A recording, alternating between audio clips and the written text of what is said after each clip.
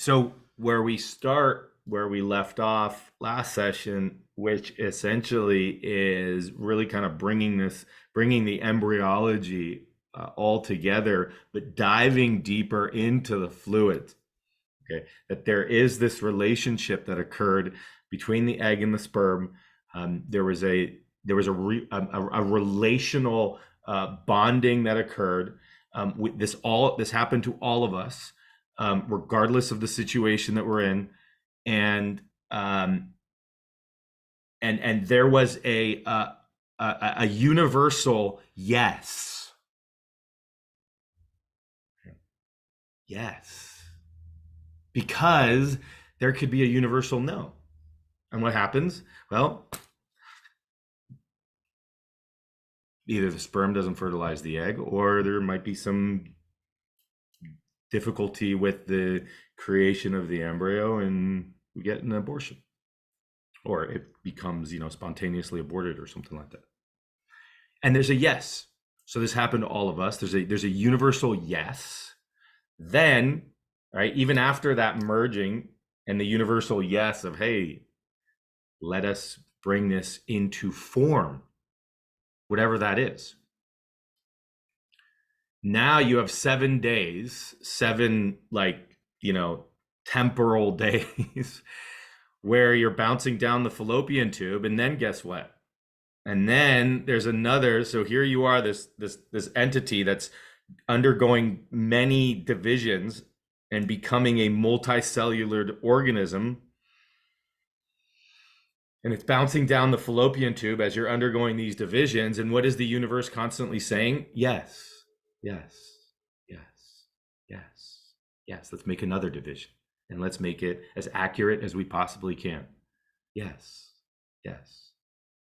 And then, okay, when you're right, and when your mother's womb or whatever womb you were in was right, the egg or the fertilized egg is bouncing down the fallopian tube, and it needs to find the environment to land and to be welcomed in. Right? So imagine here you are, right? You're going down the fallopian tube. You're bouncing 7 days, and then you hit the uterus. And the uterus for the last 7 days has actually been primed to accept you, to welcome you. And there's a mutual then relationship between the uterus and the egg and the fertilized egg that says, again, yes, come, welcome. Right? So for those 7 days, you needed absolutely nothing except for what was in the egg. So there was all the nutrients, there was all the oxygen, there was everything. You're not connected to anything. You're literally floating down the fallopian tube like you're in like a water slide. And you come down the water slide and you hit the uterus, and then the uterus actually has to say yes or no. And you have to say, oh, yes. So there's a mutual yes. There's a universal yes. Okay. And this is what we talked about over the last few sessions in terms of then the specific embryology and our development and our growth and the movement of the fluids and how many fluids we had. And from that, all right, I read this quote, which I think is still a really beautiful quote from one of our viewers. It just seemed to me we are conceived in love, that this divine force is just love. Because it seems to me, regardless of the situation with our parents, we can still connect with that love and know how wanted we were by life itself. Huh.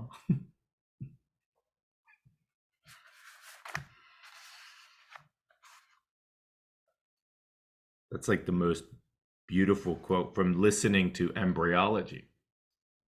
Right now, right? If you feel that wanting, that love, whatever it is, right? You can connect with that. Wow, there was a love by life itself. That's the universal yes. By life itself that brought me here today. Okay, so that's just one aspect of what we can connect to using embryology.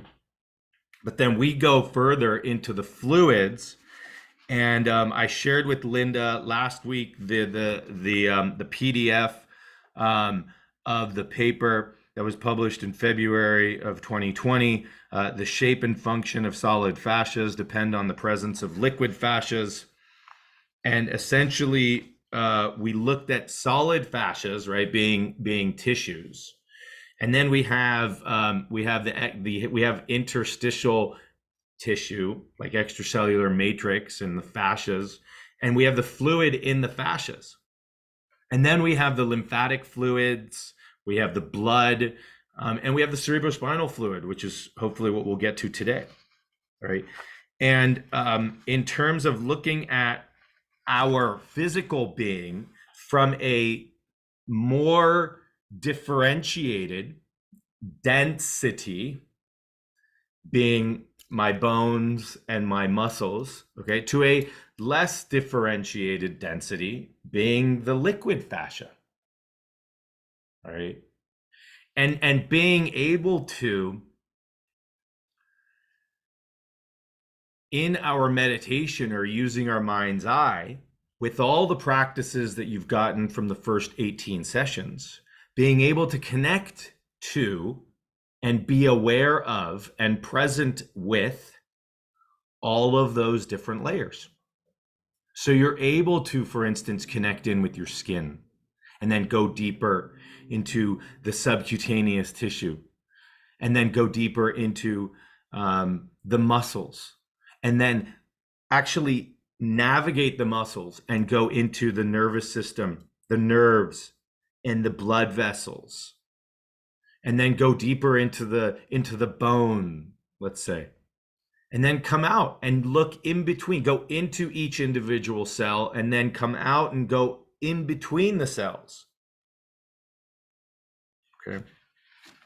So that we're actually able, almost like we had, like those zooming microscopes, or if you have a phone and you zoom in to like a leaf, you can see the veins, and then you zoom out, and then you see the whole leaf, and then you zoom in and you see the veins. Well, where we're actually able to do that with our own attention and awareness, so that I can zoom in, for instance, and be, let's say, inside a single cell with my awareness, with my mind's eye, and then I can zoom out and I can be in the entire fluid body.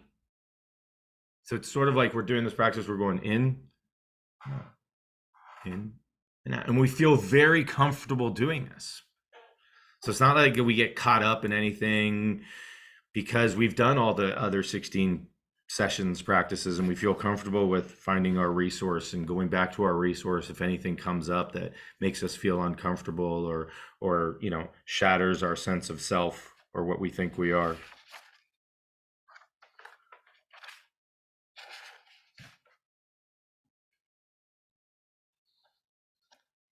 And so he goes on to say, the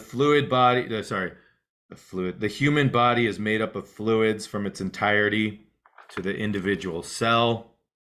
Without the presence of fluids, the human body or the single cell could not adapt, could not survive, and would not have the shape we know. Can you imagine that? The physical structure adapts to fluids. The fluids start with their movement, their quality, their flow, speed, and vector mode to determine the shape of the tissues. The form and function of the fascial continuum are primarily given by fluids. So the whole continuum of how we're developed, right, going back into development. The reason I show you embryologically is because you are a two-layered sheet, And you had fluids above you, fluids below you, and then the fluids started moving and you started invaginating, and then those fluids, the cells were moving in the fluids.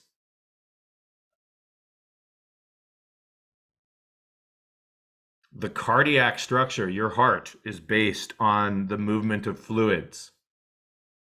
The sheer stress deriving from the flow of fluids determines the shape of the cell, while the pressure of the fluids themselves determine the boundaries and function of the cell itself. The fluids shape the form and the function at the embryological level.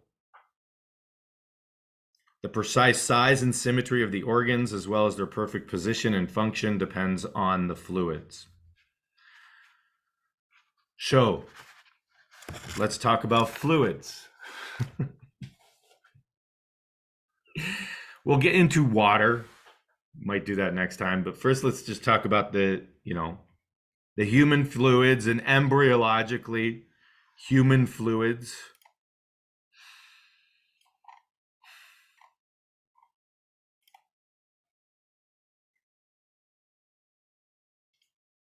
I'm going to share my screen.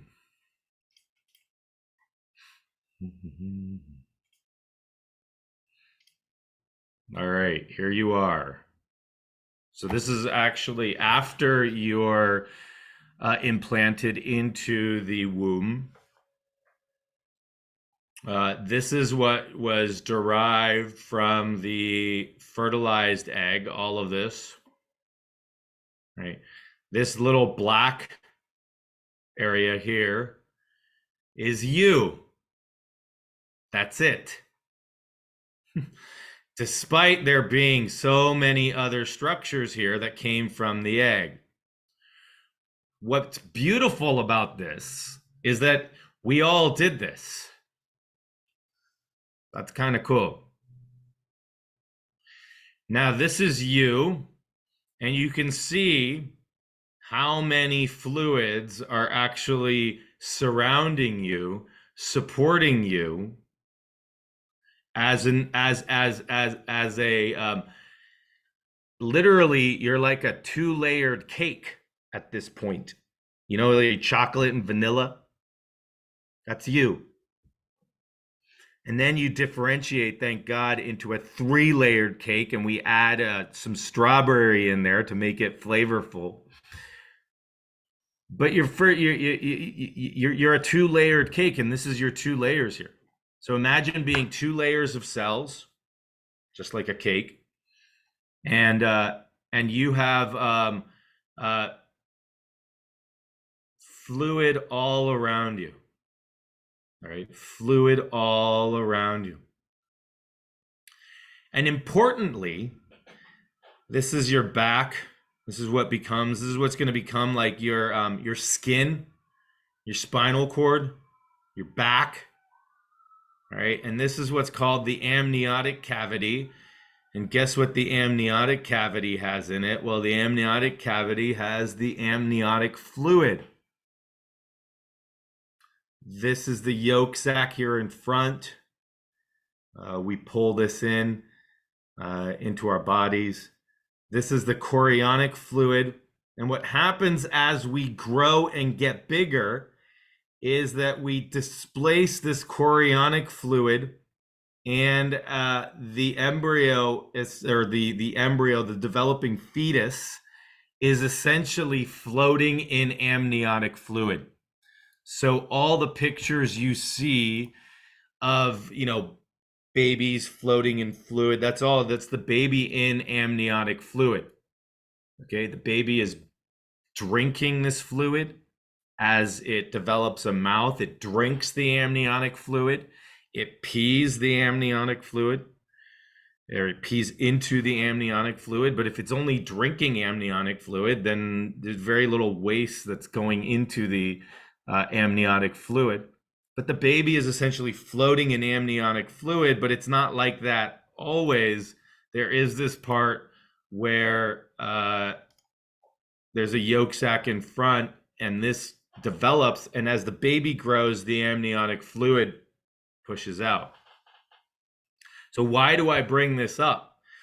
Well, I bring this up because of the question of where are these fluids today in us?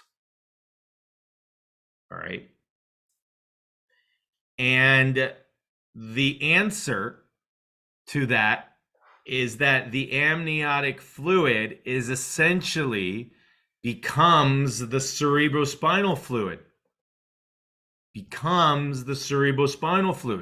So imagine, right, from a fluid perspective, connection back to the embryo, back to this point in development, that there is a fluid in you that in a continuum of fluid movements is still connected to the amniotic fluid at this level of development.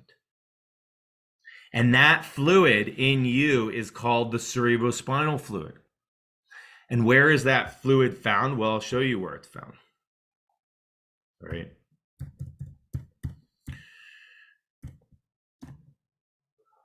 It's found in what we call the ventricles of the brain.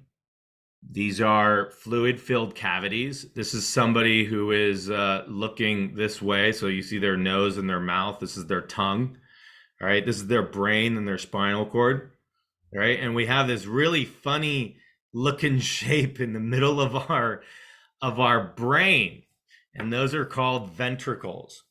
And the ventricles are known to be, you know, the house of the cerebrospinal fluid, but it also goes all the way down the middle of our spinal cord. It goes all the way on the outside. It bathes the brain on the outside, and it's all connected. It goes all the way down, and it is these things are known as ventricles. And these ventricles make contact with the brain surface themselves. This is the lateral ventricle. This is the third ventricle. And the reason I show you this is because the third ventricle here is a midline space that is actually in connection with the pineal gland, which you might have your own interpretations of what the pineal gland does. All right. But the pineal gland is in direct contact with the third ventricle. So it's releasing its contents into this space, into the third ventricle here, which is a midline space. It also is making connections with the thalamus, the hypothalamus for the hypothalamic pituitary, adrenal for stress, regulation of hormones, temperature, metabolism, et cetera, et cetera. Okay. And this is a model of what the ventricles look like. Oops. This is a model of what the ventricles look like. So imagine this is filled with cerebrospinal fluid in the middle of your brain. Isn't that the most fascinating, like, anatomic design that you could think of? Wow. It's not just a blob. It's not just a blob in the middle of your brain. It's not just a chamber. It's actually a very intricate design. Here are the lateral ventricles. Here they send a projection here into your occipital lobe, into your temporal lobe down here.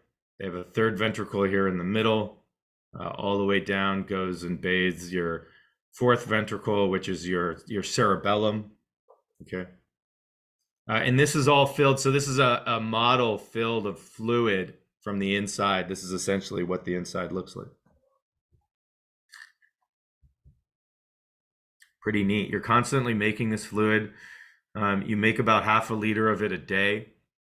At any one point, you have about 150 milliliters of this fluid.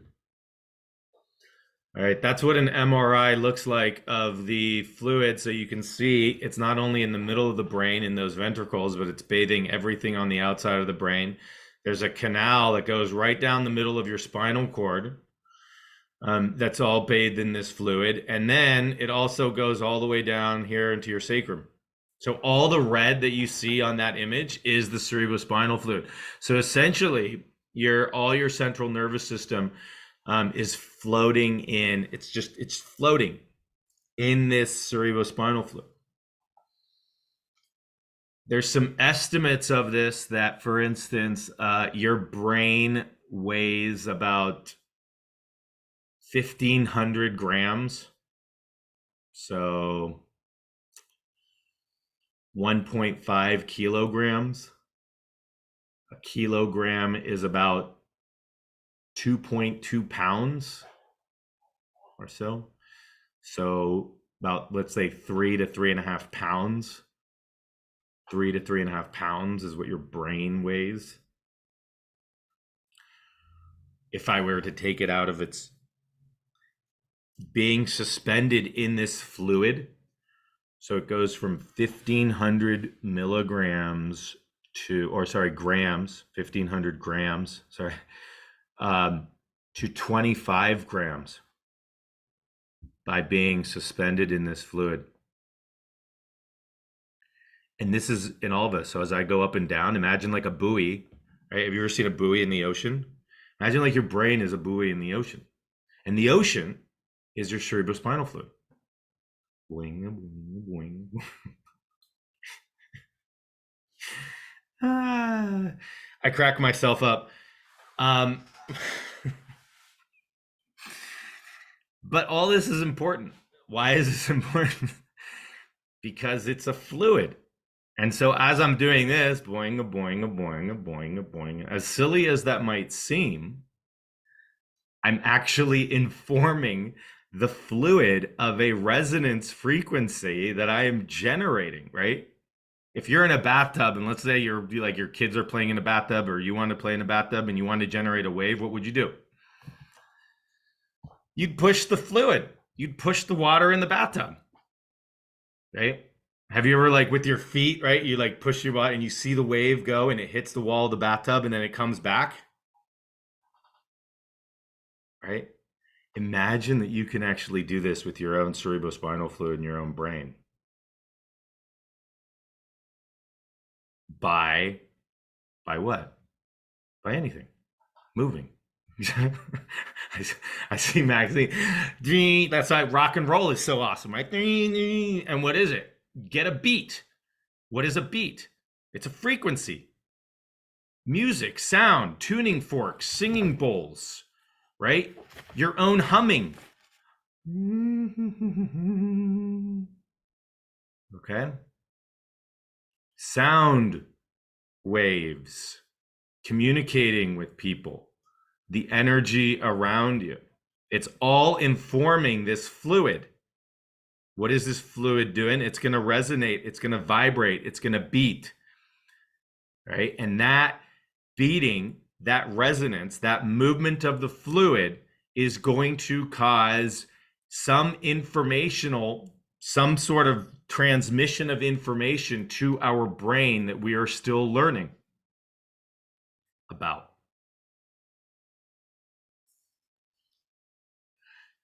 And this is sort of the embryological fluid that is still present in you today from the amniotic fluid is still held in your cerebrospinal fluid. What a great way to connect back to the embryo, right? The cerebrospinal fluid, in my opinion, is the least differentiated fluid in the human body. It's about 99% water. Blood has all the blood cells in it and white blood cells and stuff like that. The cerebrospinal fluid is not as dense as the blood. It's about 99% water. It has a lot of growth factor, has a lot of proteins and things like that. But from a differentiation of fluid, let's say a condensation of energies, it's the least differentiated fluid. It's the least condensed. It's the least dense fluid in the human body. All right. So we'll get into a little bit next week of what the fluid does in us today. And we'll then connect it to the properties of water All right. But in today's meditation, it's going to essentially be without any prior knowledge of the cerebrospinal fluid or any prior awareness of what it does or any care to that matter. It's simply going to be to direct your attention to the cerebrospinal fluid in your own body and see what happens. Okay.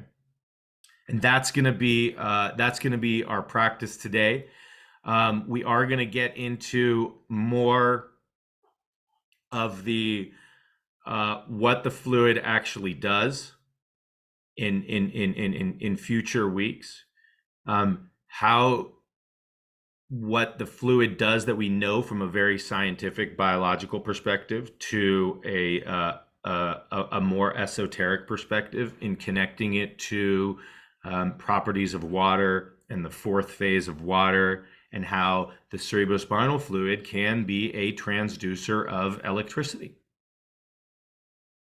So if you've ever felt like there's something there, like there's an electrical movement in the middle of your spine or in the middle of your brain or anything like that, it's very possible that that is being transmitted through the cerebrospinal fluid into your nervous system. Right? And once we get it's sort of like anything else, sort of like once we start developing a relationship with it, then what happens? Then we can actually dance with it, guide it, and learn how to be relational with it and move it. And that's where the fun, in my opinion, not only, just being alive is, but like Linda said, like, wow, there's this fluidity. Yes. And now we can actually learn how to activate this fluidity when we choose to, and have an awareness that is wide enough to be able to hold whatever emerges.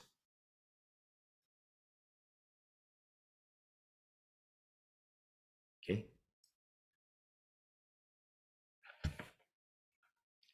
So let's go into our practice.